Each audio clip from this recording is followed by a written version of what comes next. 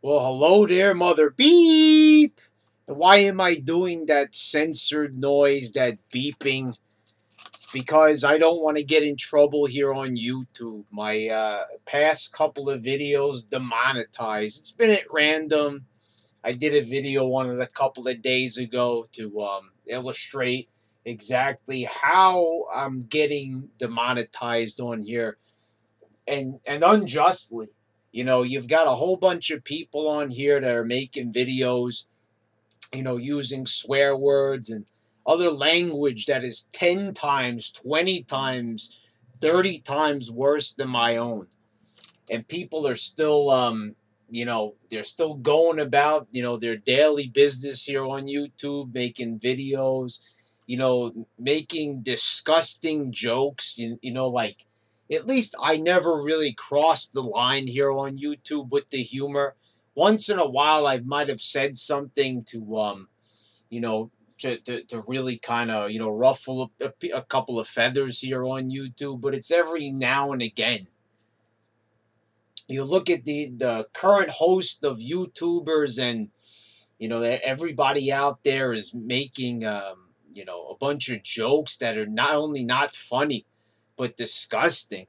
And I'm not saying anybody should be censored here on YouTube. Like I said, I am probably the number one advocate for not censoring. So I'm trying to tone it down, I suppose. Um, I don't want to be removed from YouTube apparently, but it's going to be kind of hard. And I think I might slip a few F bombs in there now and again. And I might have an off color joke here and again. So we'll see where that goes. But, I rather have, content here on YouTube than no content at all. So, let's start from the top with Stephanie and Kurt Angle. And I have to say right here that this is probably the most disgusting thing I've seen in a long time. Now, I hope that YouTube doesn't try to demonetize this for being anti woman or anti feminist, but they've gone way too far with Stephanie. So she comes back. The last time we saw her was a brief cameo when Kevin Owens beat down Vince McMahon, but holy cannoli. Stephanie just berating Kurt Angle, saying that it was his fault that the Raw roster got beat up, and demeaning the guy. Says, I'm going to fire you. Trying to do the whole Vince McMahon routine. And she is not a good replacement for Vince McMahon. Let me tell you that. This is not a good quality replacement for McMahon at all. She tries so hard to try to get the facial expressions down. And the only reason why she seems so tough is because nobody's allowed to say anything back to her. The same thing happened with Mick Foley. It happened with almost every single general manager, every single wrestler. Oh, making them cry. Remember, she made the Big Show cry. A guy that is a foot taller than her, a foot taller plus than Stephanie, and she made the man cry. Now I know that they don't want to have the men attack the women and all that, even though it's fake. They don't like that. They lose sponsors, especially now in the era that we're in. We don't want to have any of that stuff. But man, the way how she just terrorizes every single person on the roster. She said that Kurt Angle is going to lead the team at Survivor Series, which is good, you know. But they got to stop this crap already. I almost said it right there, right? They got to stop it already. I mean, every single time she comes out there with another wrestler, it doesn't matter, just any other employee, she has to get herself over to the max. And who is this helping? He's the captain of the team. He just got back, and this is what they have to deal with. I know it's fake and scripted and everything, but my God, I mean, even that, being berated in such a manner, there's let me try to make an example here. There was a movie called Meet the Fockers, starring Robert De Niro. And ever since I watched that movie, it was a comedy. You know, Robert De Niro always portrayed a tough guy. And then came Meet the Fockers, which was a sequel to Meet the Parents. And he was wearing a prosthetic breast in one scene, showcasing to Ben Stiller how to feed a baby, how to breastfeed a baby. And seeing Robert De Niro with that fake prosthetic breast, even though it was meant to be humorous, even though it was taking place in a scripted movie, and Robert De Niro, was not really, well, he did actually have a prosthetic breast on, but it just was the portrayal of such an act, portrayed by a tough guy, an actor that I respected.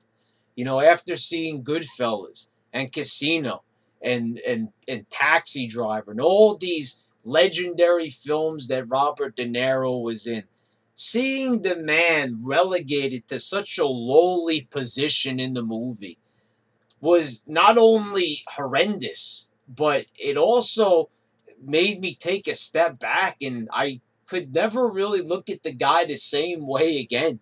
And that's the same thing that goes for this product. I look at Kurt Angle after this segment, and yeah, it's scripted, but what's done is done. The man looked pathetic, and in the very next scene, he's approaching Stephanie at the limousine, and he's begging, oh, I'm sorry, man, don't you think that Kurt Angle? Now, I don't agree with Wade Keller, but go on PW Torch and look what the guy wrote. I am in full agreement with what that man said. Maybe the script wasn't perfect, but Kurt Angle should say something along the lines of what he wrote. He should definitely call her out, definitely call her a bitch, definitely say something, and definitely, instead of like stuttering and, trying to get a comeback out, trying to get a retort back to Stephanie, they should just let him have his line. What happened?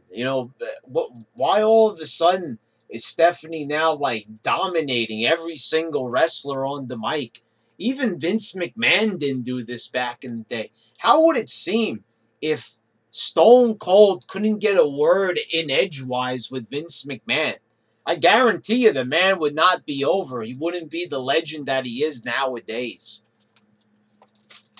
And you gotta just stop it. Stop appeasing her already. This goes out to the creative team. Stop. Is this what you guys are doing? Are you trying to appease Stephanie? Are you trying to get on her good side? And at what cost? Look at this product. Look at this opening scene. It made me uncomfortable to watch. A legend in Kurt Angle, a guy they just inducted into their Hall of Fame, belittled like this. Would they do this? Say Stone Cold was a part of the roster nowadays, or Hulk Hogan, or say Macho Man was still alive in the same position. Would he also be belittled by Stephanie like that? I gotta tell you, I don't think that those guys would let her. Maybe Kurt Angle, maybe there's the barrier right there. But, I don't think there'd be too many people that would let themselves be talked to in such a manner, scripted or not, by Stephanie. Because to be portrayed in such a way, like looking like such a lowly cuck is just, disgusting. Anyway, let's move on. Nia Jax defeated Bayley. Thank God for this. Finally, Nia got her time to shine. I don't know if the reports were true that she walked out on a Raw. I don't think that they were true. I don't know. Maybe she had a little bit of an injury. But Nia Jax finally got to shine here. Alicia Fox came out and put her on the Survivor Series team. Samoa Joe defeated Apollo Crews. Joe is back, a random return. No explanation of what happened to the guy, where he was, what he was doing. Was he injured? I don't think he was. They just couldn't find a spot for him on TV. He said nobody cared, where he was. He didn't receive any phone calls from any of the fans. He said that what he does to his opponent is, he's going to imagine that his opponent is all the fans. So, of course, Apollo Crews comes out, gets beat. Then Titus O'Neil gets the coquina clutch as well. You know what? Like I've said time and time again, what is the point of having this team? Putting this team together just to destroy them. Every single week, these guys can't get a win. And I've said week after week, why would Apollo Crews follow Titus? Why would he follow a loser? And why would Titus still keep this guy on the Titus brand if no one's winning? It doesn't really make a lot of sense. This team is supposed to be about getting wins and being popular and Titus worldwide. I'm not seeing a lot of popularity. I'm not seeing a lot of progress here.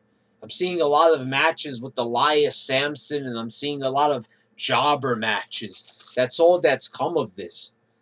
The Miz defeated Matt Hardy in an Intercontinental title match. Matt comes out of out of left field, out of nowhere, coming back. Why now that Jeff Jarrett has completely left TNA, what is their excuse for not doing the broken gimmick? And my guess is probably what, all the talking heads in the YWC have been saying, the Magoos and the Wade Kellers, that McMahon probably just doesn't get it. And I guess that probably is true. He doesn't understand the gimmick. He doesn't understand what made that popular. So if he doesn't get it, it's not going to make it onto TV.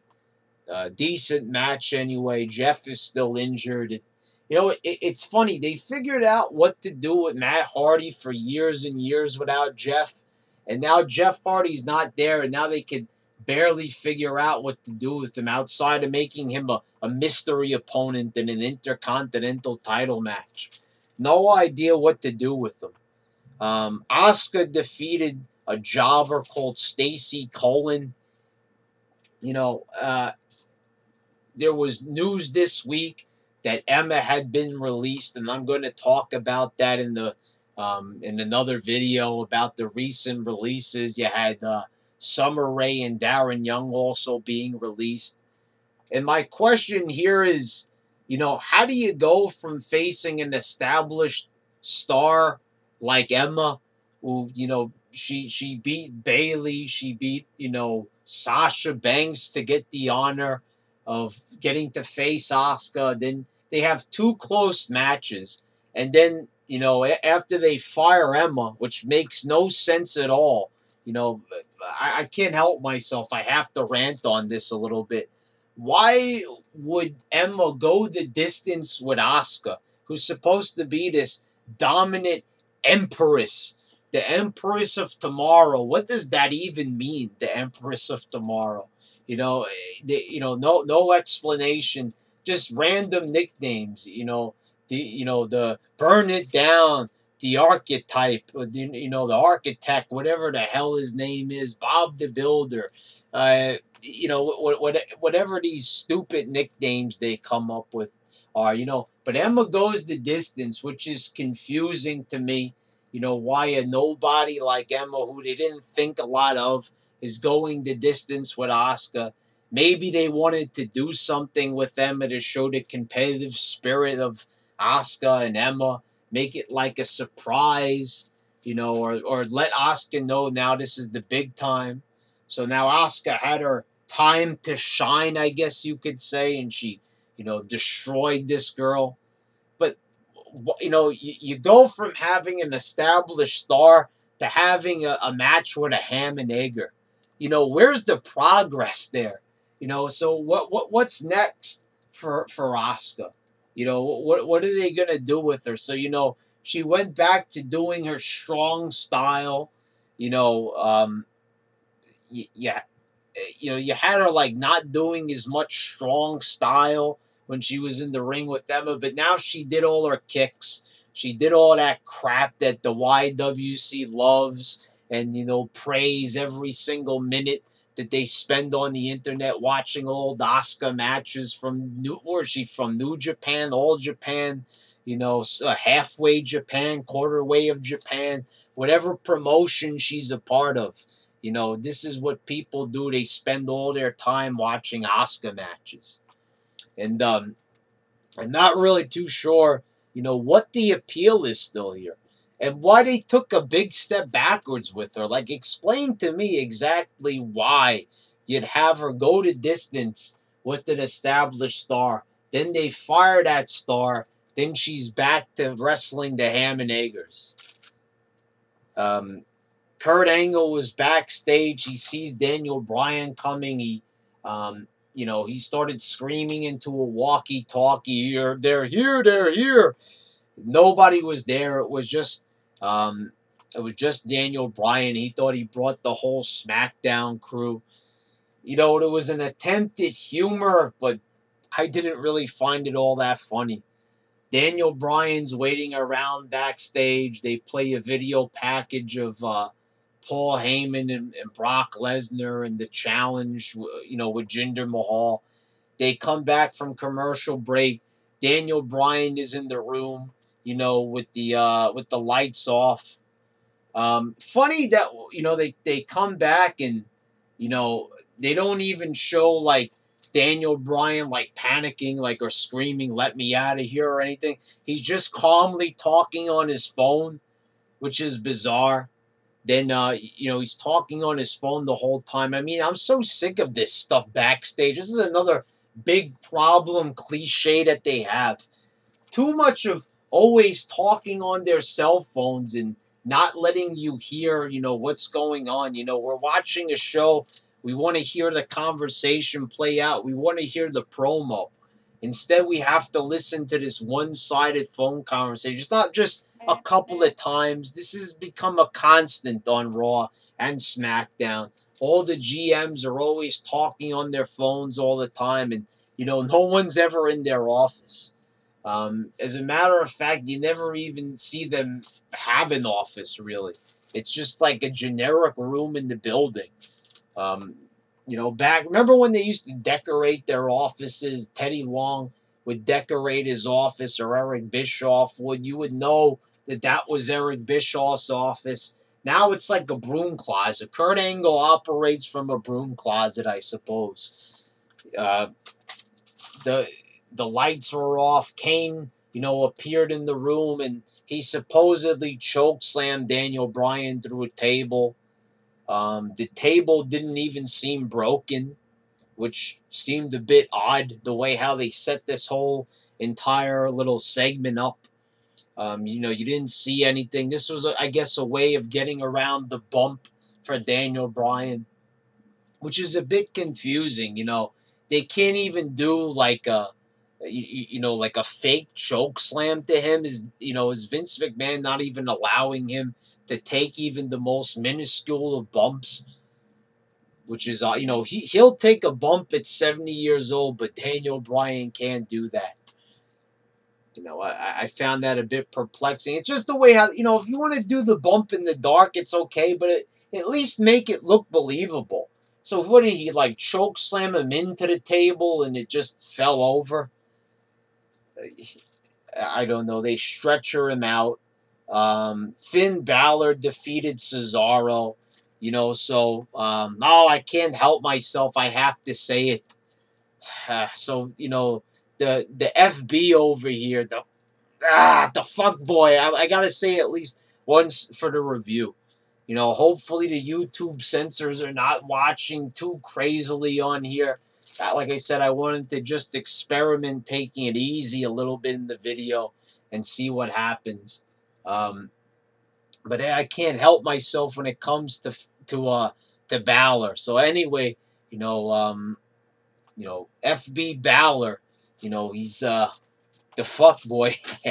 He beats Cesaro. He beats the odds. He basically beats two guys, Sheamus and Cesaro. So he gets his ass kicked by Kane last week. Comes back, beats two guys. They don't even know what they want to do with him. Then he goes on the stage and Kane tombstones him on the stage. So, there you go right there. I don't know what they're doing. They want to build him up. They want to tear him down. Are they going to do a feud with him and Kane? Why is he wrestling a tag champion? He doesn't even have a tag partner. It's quite obvious that McMahon doesn't know what to do with Balor, and that's because there's not a lot he could do with him. How about that? How about that suggestion right there? How about that, how about that notion? There's not a lot you could do with this guy. There's not a lot of hope for Balor. He puts on the paint. It looks nice. It's a cool little, paint job, a little alternate costume for him. But aside from that, this guy, like I said, Dolph Ziggler said it best in his promo. This is a charisma vacuum. This guy doesn't have a lot of personality. Every single time they put him on the mic, if you notice the past couple of weeks, they haven't had him go on the mic since being with Bray Wyatt. And thank God for that. Thank God they haven't let him go on. I don't know whose genius idea it was after he goofed on so many promos. The line starts behind me. Why would you give this guy more time on the mic? After a bunch of laughable promos, the best suggestion that somebody could come up with was to give the guy more time on the mic. Now, I know you could also, in defense, say, okay, but they gave Roman Reigns, more time on the mic, and he got better on the mic. And Brad, you said that you think he got more time on the mic. Yeah, but this is a big difference. Roman Reigns hasn't had that many years in the business. So it was understandable that this guy, what's he been a wrestler for less than 5 years, really? Maybe 6 years, the most. And he's been in the main event scene for just 2 years, really. So it's understandable that the guy doesn't really know how to cut a promo to the best of his ability. But Finn Balor had been Prince Devitt, or Devitt, however the hell you say his name, for over 15 years, they love to say. Over 15 years he had been on the indie scene in Japan. And I've been saying this for months. You would think that he would know how to cut a promo by that point. Oh, yeah, it's the big leagues and everything. But then again, you people like to attack me every time I say this is the big leagues. So where are the promo skills? This guy's been all around the world. He's seen and met the best and wrestled the best. So where are the promo skills? Where are they, huh? See, this is exactly why he shouldn't be allowed to perform on the mic. Because there comes a time when you just can't cut it. This is a guy who reads his lines off the freaking floor. He doesn't get it. He doesn't know how to cut a promo. He doesn't even know how to react. Remember at the pay-per-view?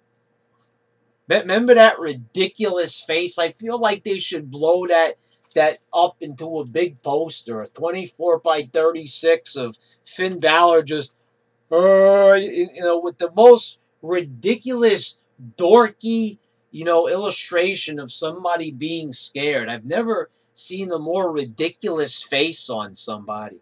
I don't know where they got the idea to tell him to go out there and make that face, but that right there is embarrassing. That is freaking horrendous. I still can't even, that was like 2 pay-per-views ago, and I still can't get it out of my head. So Kane defeats Seth Rollins, so Kane's getting another win. And the thing that's disappointing about this is we all know that Kane is going to rack up the wins. He's beating all these stars, beating Balor, beating Rollins. And we all know that it's going to be for nothing because he's just going to get beat. He's going to get beat by Strowman. They're building him up just so they could feed him to Strowman, and then that's going to be it.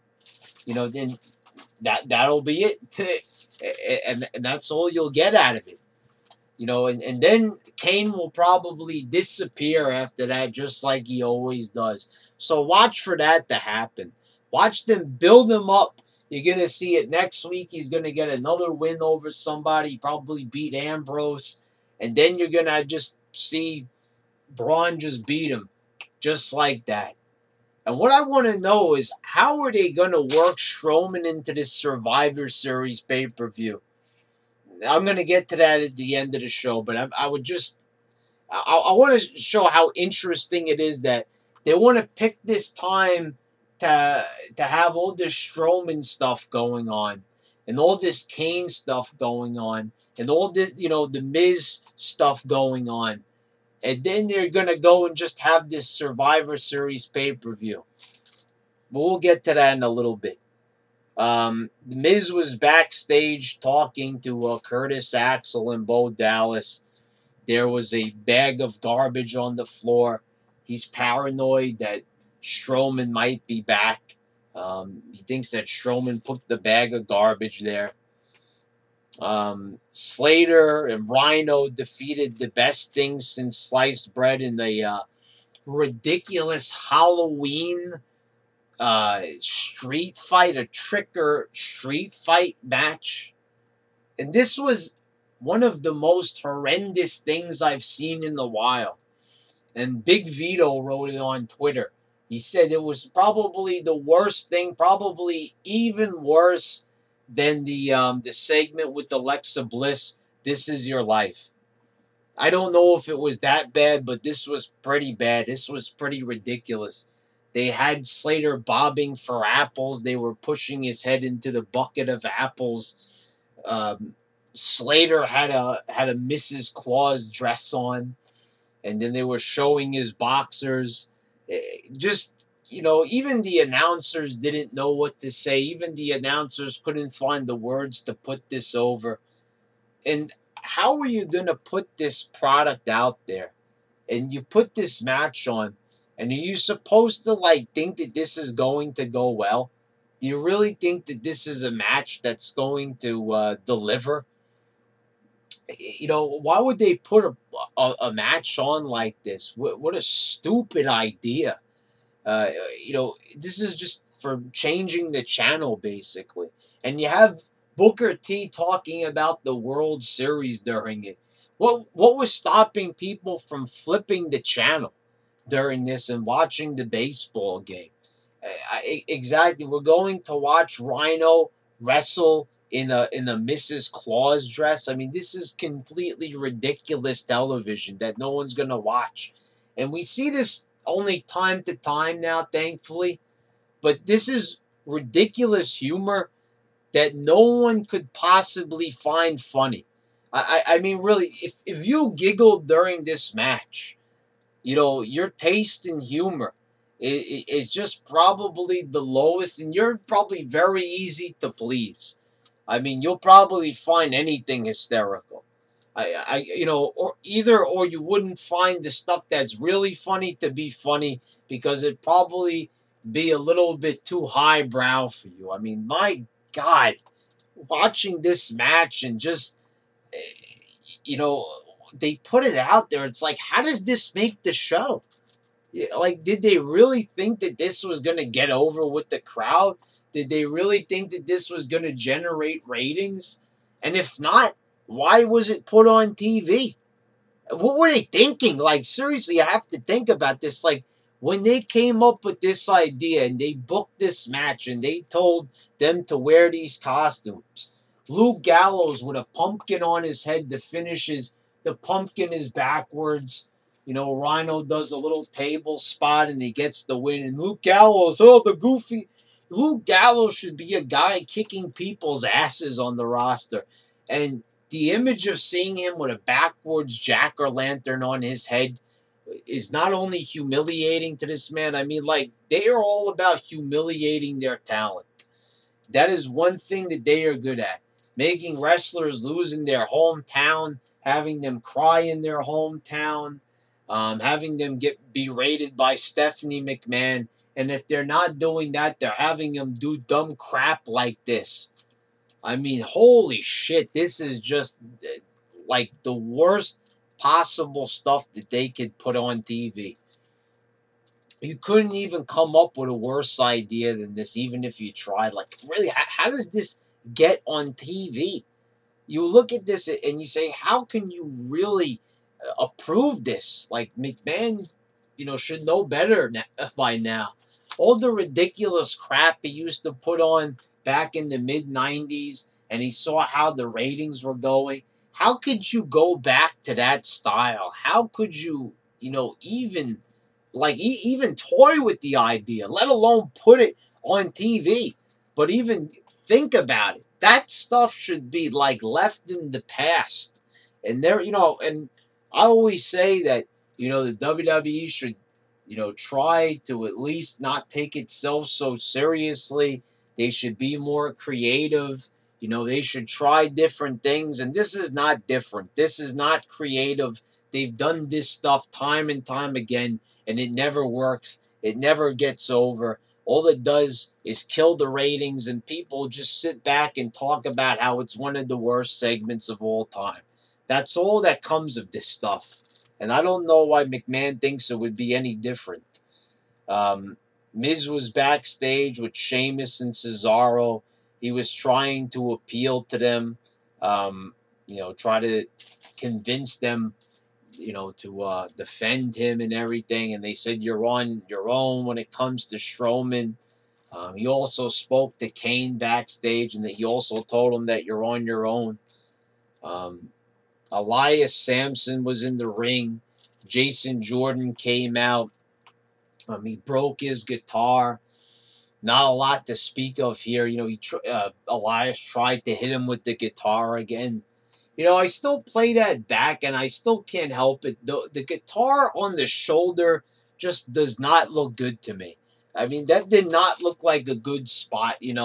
I understand they want to get around the concussion stuff, and there's been, a history of like, who was it, for example, DDP's wife, Kimberly, getting hit with Jeff Jarrett's guitar and getting a concussion. I think back, and that might be the reason why that they don't want to do the headshots with the guitar. Well, they don't want to do headshots with anything. I get it. They want to cut down on the concussions. But, hitting him on the shoulder, it doesn't look like a good spot to me. Maybe on the back or something, but it looked too much like a little tap and not really such a great shot. Miz tried to leave the building, but Kurt Angle stopped him. He said that, he already came late and he's going to have to stay to the end of the show. Kalisto defeated Drew Gulak. I still can't get it. Where do they come up with these names for these guys? Chances are these aren't even their real names. It's usually like when they have a normal name like this, they usually change the last name up a bit.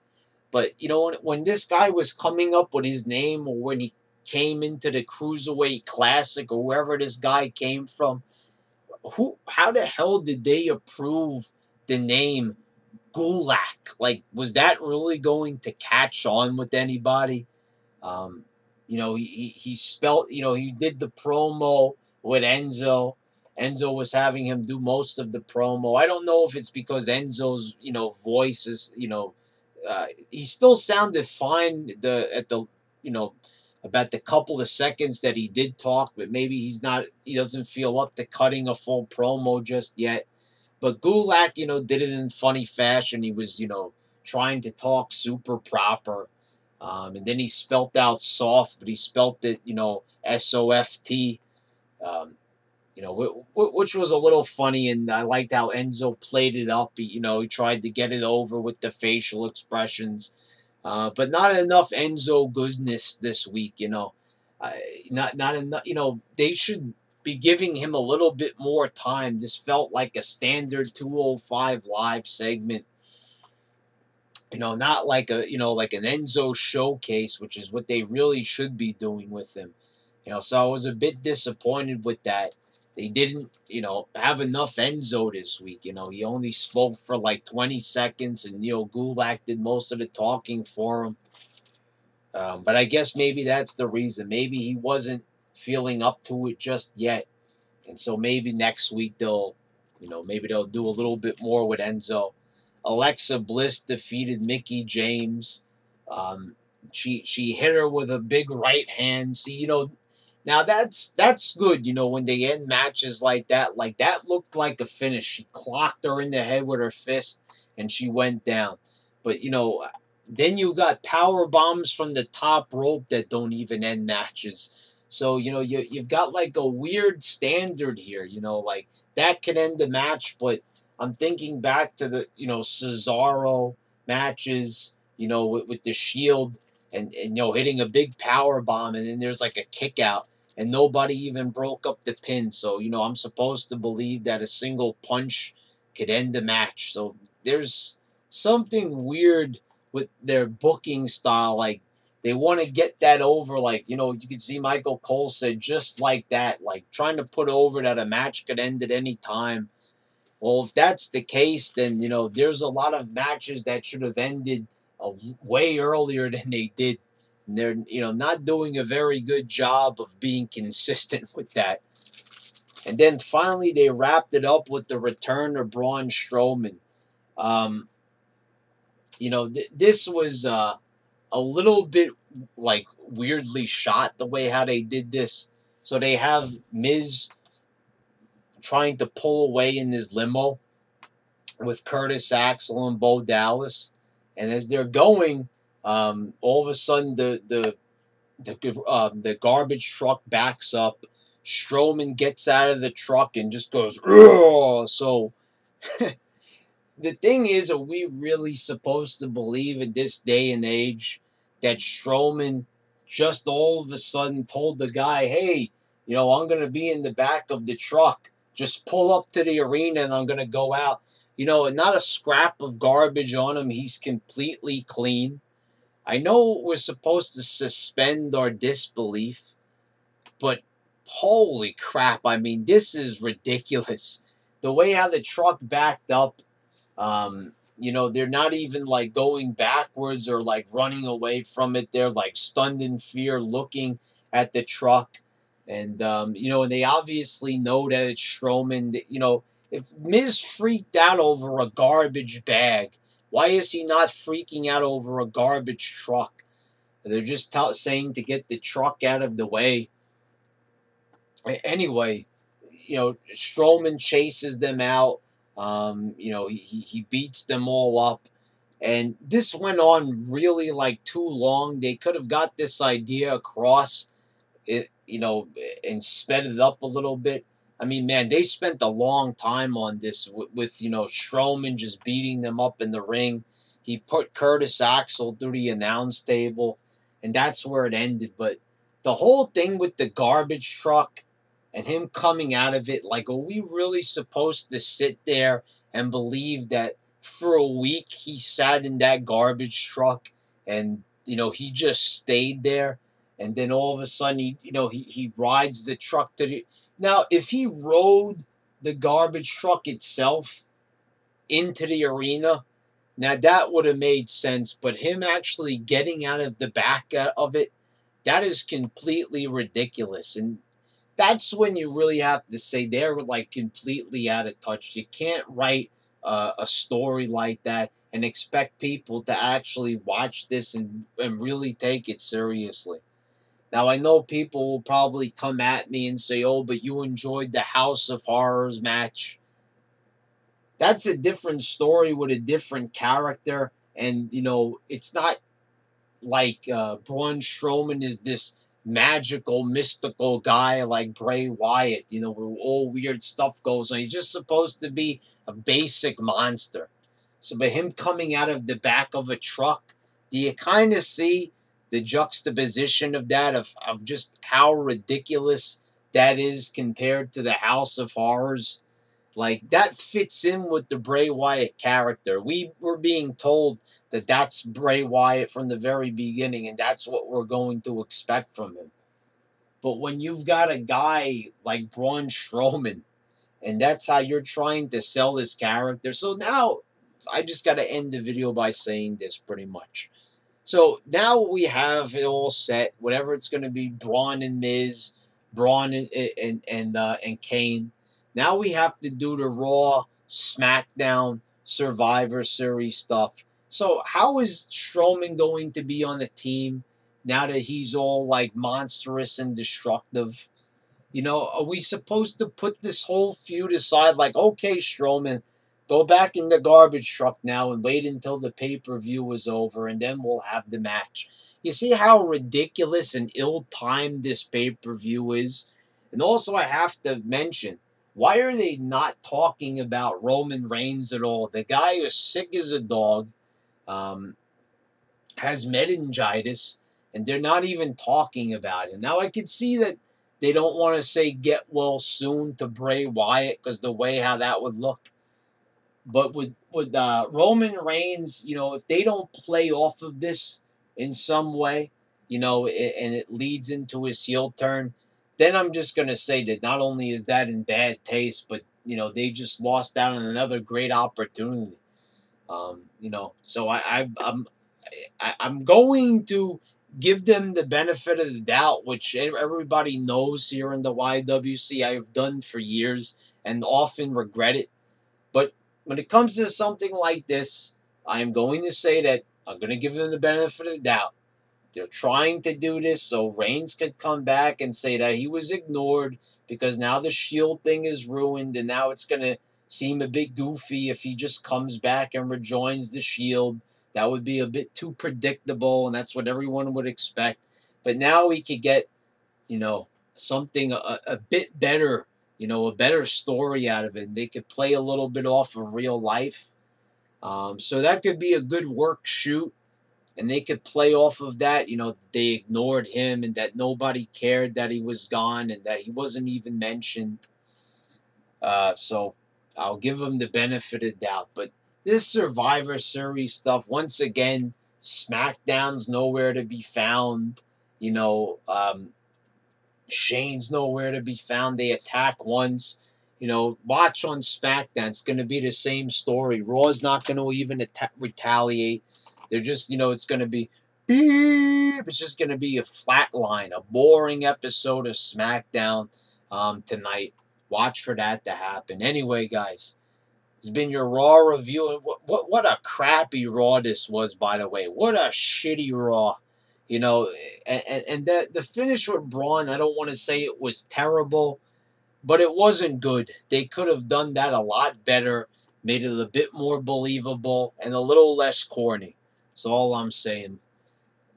Anyway, folks, this has been your YWC champ, signing out.